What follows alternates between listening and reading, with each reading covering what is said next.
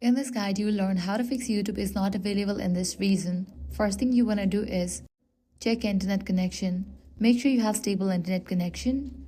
You can switch between networks, Wi-Fi and cellular data, or also you can disconnect to the Wi-Fi, refresh your router and again reconnect to it. Next thing you want to do is provide all the permission to the YouTube app. For that, launch settings, go to the option apps.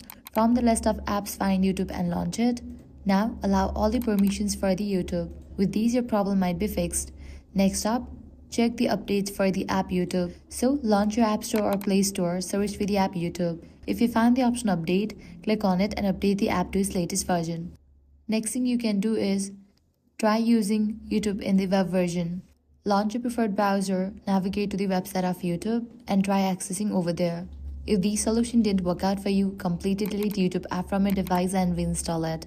So that's a wrap for this video. If this guide was helpful, do not forget to like, share and subscribe.